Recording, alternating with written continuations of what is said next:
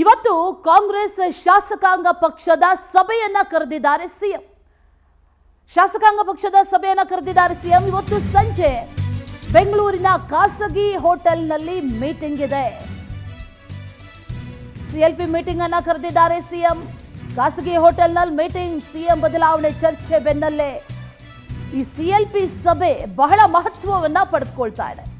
ಶಾಸಕರನ್ನ ವಿಶ್ವಾಸಕ್ಕೆ ತೆಗೆದುಕೊಳ್ಳಲು ಸಿಎಂ ಮುಂದಾಗಿದ್ದಾರೆ. ಜೊತೆಗೆ ತಮ್ಮ ಕುರ್ಚಿಯನ್ನು ಉಳಿಸ್ಕೊಳ್ಳೋದಕ್ಕೆ ಎಲ್ಲರ ಬೆಂಬಲ ಬಹಳ ಅತ್ಯಗತ್ಯ. ಅದನ್ನ ಗಿಟ್ಟಿಸುವಂತ ನಿಟ್ಟಿನಲ್ಲೂ ಕೂಡ ಪ್ರಯತ್ನಗಳು ನಡೀತಾ ಇದೆ. ಕಾಂಗ್ರೆಸ್ ಶಾಸಕರಿಗೆ ಕೆಲ ಸೂಚನೆಗಳನ್ನ ಈ ಸಿಎಲ್ಪಿ ಮೀಟಿಂಗ್ನಲ್ಲಿ ಸಿಎಂ ಕೊಡ್ತಾರೆ ಅನ್ನುವಂಥ ಮಾಹಿತಿ ಇದೆ. ಅದರ ಜೊತೆಯಲ್ಲಿ ಬಜೆಟ್ ಮಂಡನೆ ಆಯಿತು. ಆ ಬಜೆಟ್ ಮಂಡನೆಯ ನಂತರದಲ್ಲಿ ಹಲವು ಶಾಸಕರು ಬೇಸರವನ್ನು ವ್ಯಕ್ತಪಡಿಸಿದ್ದಾರೆ. ತಮ್ಮ ಕ್ಷೇತ್ರಗಳಿಗೆ ಯೋಜನೆಯನ್ನ ನೀಡಿಲ್ಲ ಅನ್ನುವಂಥ ಆರೋಪಗಳು, ಜೊತೆಗೆ ನಿರೀಕ್ಷೆಗಳು ಹಲವಾರಿದ್ರು. ಆ ನಿರೀಕ್ಷೆಗಳು ಯಾವುದು ಆಗಿಲ್ಲ ಅನ್ನುವಂಥ ವಿಚಾರ. ಹಾಗಾಗಿ ಆ ಎಲ್ಲ ಶಾಸಕರ ಸಮಸ್ಯೆಗಳನ್ನು ಸಿಎಂ ಆಲಿಸ್ತಾರೆ ಅನ್ನುವಂಥ ಮಾಹಿತಿ ಕೂಡ ಇದೆ. ಮತ್ತಷ್ಟು ಡೀಟೇಲ್ಸ್ ಅನ್ನ ನೀಡ್ತಾರೆ ನಮ್ಮ ಪ್ರತಿನಿಧಿ ಆನಂದ್. ನೇರ ಸಂಪರ್ಕದಲ್ಲಿ ಜಾಯಿನ್ ಆಗ್ತಾ ಇದ್ದಾರೆ. ಆನಂದ್, ಇವತ್ತು ಸಿಎಲ್ಪಿ ಮೀಟಿಂಗ್ ಇದೆ. ಮೀಟಿಂಗಲ್ಲಿ ಯಾವೆಲ್ಲ ವಿಚಾರಗಳು ಚರ್ಚೆ ಆಗಬಹುದು ಬಹುತೇಕ, ಜೊತೆಗೆ ಸಿಎಂ ಯಾವ ರೀತಿಯ ಸೂಚನೆಗಳನ್ನು ನೀಡುವಂಥ ಸಾಧ್ಯತೆ ಇದೆ? ಡೀಟೇಲ್ಸ್ ಏನಿದೆ? ಅಶ್ವಿನಿ, ಪ್ರಮುಖವಾಗಿ ಸಿದ್ದರಾಮಯ್ಯನವರು 16ನೇ ದಾಖಲೆ ಬಜೆಟ್ ಅನ್ನ ಮಂಡನೆ ಮಾಡಿದ್ದಾರೆ. ಆದರೆ ಈ ಒಂದು ಬಜೆಟ್ ನಲ್ಲಿ ಶಾಸಕರ ಒಂದು ನಿರೀಕ್ಷೆಗಳನ್ನ ಈಡೇರಿಸತಕ್ಕಂತ ಒಂದು ನಿಟ್ಟಿನಲ್ಲಿ ಸಿದ್ದರಾಮಯ್ಯನವರು ಫೈಲೂರ್ ಆಗಿರ್ತಕ್ಕಂಥದ್ದು.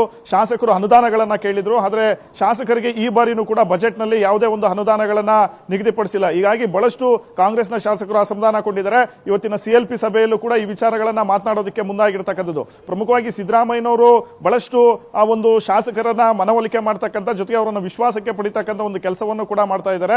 ಜೊತೆಗೆ ಬಜೆಟ್ ಅಧಿವೇಶನದ ವೇಳೆ ಕೆಲವು ಶಾಸಕರು ಏನಾದರೂ ಸರ್ಕಾರದ ವಿರುದ್ಧ ಮಾತನಾಡಿದ್ರೆ ಅನುದಾನಗಳ ವಿಚಾರದಲ್ಲಿ ಸರ್ಕಾರಕ್ಕೂ ಕೂಡ ಬಹಳಷ್ಟು ಒಂದು ಮುಜುಗರ ಎದುರಾಗುತ್ತೆ. ಈ ಒಂದು ಹಿನ್ನೆಲೆಯಲ್ಲಿ ಸಿದ್ದರಾಮಯ್ಯನವರು ತಮ್ಮ ಶಾಸಕರನ್ನ ವಿಶ್ವಾಸಕ್ಕೆ ತೆಗೆದುಕೊಳ್ತಕ್ಕಂಥ ಒಂದು ಪ್ರಯತ್ನಕ್ಕೆ ಮುಂದಾಗಿರ್ತಕ್ಕಂಥದ್ದು. ಇವತ್ತು ಸಂಜೆ ಖಾಸಗಿ ಹೋಟೆಲ್ನಲ್ಲಿ ಕಾಂಗ್ರೆಸ್ ಶಾಸಕಾಂಗ ಪಕ್ಷದ ಸಭೆಯನ್ನು ಕೂಡ ಕರೆಯಲಾಗಿರ್ತಕ್ಕಂಥದ್ದು. ಆ ಸಭೆಯಲ್ಲಿ ಒಂದಷ್ಟು ಸಚಿವರಿಗೆ ಪ್ರಮುಖವಾಗಿ ಕೆಲವೊಂದು ವಿಚಾರಗಳನ್ನ, ಕೆಲವೊಂದು ಪಾಠವನ್ನ ಮಾಡತಕ್ಕಂಥ ಒಂದು ಸಾಧ್ಯತೆ ಇದೆ. ಜೊತೆಗೆ ಕೆಲವು ಸಚಿವರ ವಿರುದ್ಧ ಬಹಳಷ್ಟು ಶಾಸಕರು ಅಸಮಾಧಾನಗೊಂಡಿರ್ತಕ್ಕಂಥದ್ದು. ಕ್ಷೇತ್ರದಲ್ಲಿ ಸಚಿವರು ಮತ್ತು ಶಾಸಕರ ನಡುವೆ ಸಮನ್ವಯದ ಕೊರತೆ ಇದೆ. ಅದು ಬಜೆಟ್ ಅಧಿವೇಶನದಲ್ಲೂ ಕೂಡ ಎದ್ದು ಕಾಣ್ತಾ ಇರ್ತಕ್ಕಂಥದ್ದು. ಹೀಗಾಗಿ ಸರ್ಕಾರನೂ ಕೂಡ ಮುಜುಗರಕ್ಕೆ ಒಳಗಾಗ್ತಾ ಇದೆ. ಜೊತೆಗೆ ಸದನದಲ್ಲಿ ಕೆಲವು ಸಚಿವರು ವಿಪಕ್ಷಗಳಿಗೆ ಕೌಂಟರ್ ಕೊಡ್ತಕ್ಕಂಥ ಸಂದರ್ಭದಲ್ಲಿ ಯಾವುದೇ ಶಾಸಕರು ಕೂಡ ಸಚಿವರ ಪರವಾಗಿ ನಿಲ್ತಾ ಇಲ್ಲ. ಇದು ಕೂಡ ಕಾಂಗ್ರೆಸ್ ಪಕ್ಷದಲ್ಲಿ ಎಲ್ಲವೂ ಸರಿ ಇಲ್ಲ ಅನ್ನೋದನ್ನ ಮೇಲ್ನೋಟಕ್ಕೆ ಬಿಂಬಿಸಿಕೊಂಡು ಗೊತ್ತಾಗ್ತಾ ಇದೆ. ಹೀಗಾಗಿ ಈ ಎಲ್ಲವೂ ಕೂಡ ಬದಿಗಿಟ್ಟು ಸದನದಲ್ಲಿ ಎಲ್ಲರೂ ಕೂಡ ಒಗ್ಗಟ್ಟಾಗಿ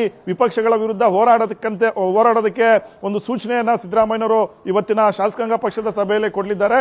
ಜೊತೆಗೆ ಕೆಲವರು ಏನು ಅಸಮಾಧಾನಗೊಂಡಿದ್ದಾರೆ, ಅನುದಾನಗಳು ಸಿಗ್ತಾ ಇಲ್ಲ ಅಂತ, ಅವರನ್ನ ವಿಶ್ವಾಸಕ್ಕೆ ಪಡಿತಕ್ಕಂಥ ಒಂದು ಕೆಲಸಕ್ಕೂ ಕೂಡ ಸಿದ್ದರಾಮಯ್ಯನವರು ಮುಂದಾಗಿರ್ತಕ್ಕಂಥದ್ದು. ಈ ಮಧ್ಯೆ ಸಿಎಂ ಕುರ್ಚಿ ಬದಲಾವಣೆಗಳು, ಸಂಪುಟ ಪುನರ್ರಚನೆ ಆಗಬೇಕು ಅಂತ ಬಹಳಷ್ಟು ನಾಯಕರ ಒತ್ತಾಯಗಳಿದೆ. ಎಲ್ಲವೂ ಕೂಡ ಬಹಿರಂಗವಾಗಿ ಮಾತನಾಡ್ತಾ ಇದ್ದಾರೆ. ಅದರಿಂದ ಪಕ್ಷಕ್ಕೆ ಮತ್ತೆ ಸರ್ಕಾರಕ್ಕೂ ಕೂಡ ಡ್ಯಾಮೇಜ್ ಆಗ್ತಿದೆ. ಹಾಗಾಗಿ ಅದೆಲ್ಲದರ ಬಗ್ಗೆನೂ ಕೂಡ ಬಹಿರಂಗವಾಗಿ ಮಾತನಾಡೋದು ಬೇಡ.